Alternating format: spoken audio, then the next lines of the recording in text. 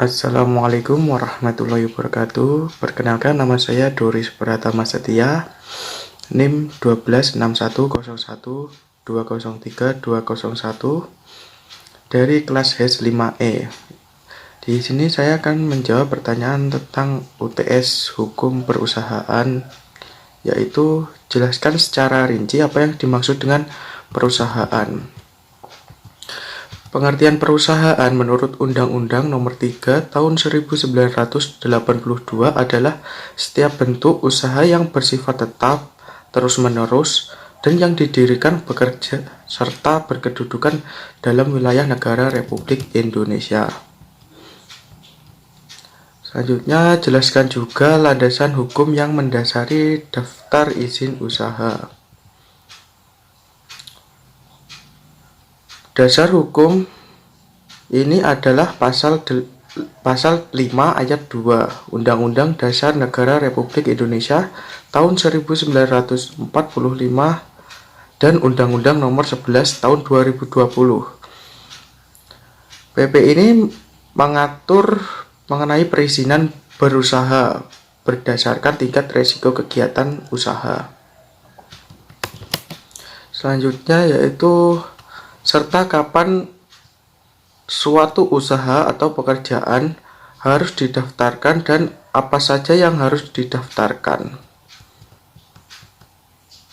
Pada intinya, izin usaha itu diberikan di awal dengan syarat pelaku usaha harus memenuhi komitmen yang ditentukan sesuai dengan kegiatan usaha yang didaftarkan. Kalau baru mengantongi izin usaha, maka kegiatan yang bisa dilakukan oleh perusahaan tersebut terbatas. Yang bisa dilakukan diantaranya adalah pengadaan sarana, pengadaan SDM, pemenuhan sertifikasi, dan pelaksanaan produksi. Untuk melakukan kegiatan operasional atau komersial, maka harus memenuhi komitmen yang ditentukan.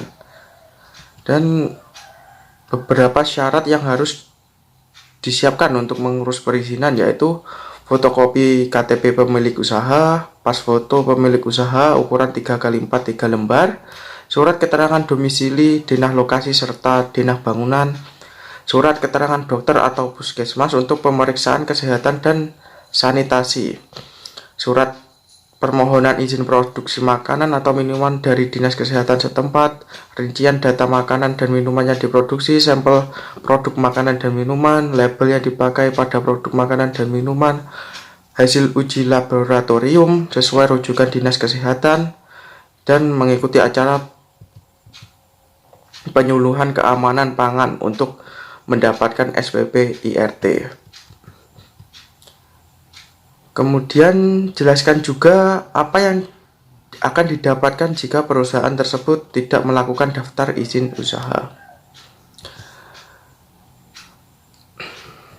Sanksi apabila tidak ada legalitas perusahaan terhadap perusahaan atau badan usaha yang sudah berdiri namun tidak mendaftarkan perusahaannya, maka pelanggaran atas peraturan ini pada pemilik badan usaha akan dikenakan sanksi berupa peringatan, pembatalan, bahkan sanksi berupa pidana seperti adanya denda dan kurungan.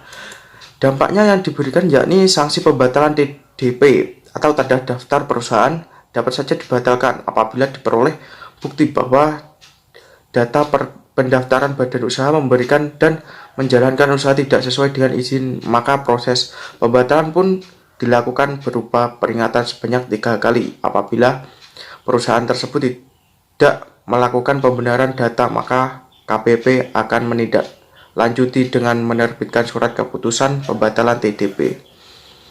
Sanksi berikutnya yaitu perusahaan tidak mendaftarkan perusahaannya yang sengaja atau lalai tidak memenuhi kewajiban, maka akan diancam pidana seperti yang telah disebutkan sebelumnya. Sanksi pidana pelanggaran baik pengusaha yang tidak memenuhi kewajiban untuk menghadap atau menolak untuk menyerahkan atau mengajukan suatu persyaratan untuk pendaftaran dalam daftar perusahaan dengan ancaman pidana maksimum 2 bulan atau pidana denda sebanyak 1 juta sebagaimana tercantum dalam pasal 34 UUD terkait tentang wajib daftar perusahaan. Nah, apabila tindak pidana dalam pasal 32, 33, dan 34 Undang-Undang dilakukan oleh suatu badan hukum, penuntutan pidana akan dikenakan pidana dijatuhkan terhadap pengurus atau pemegang kuasa dari badan hukum tersebut. Nah, sekian dari saya. Terima kasih. Assalamualaikum warahmatullahi wabarakatuh.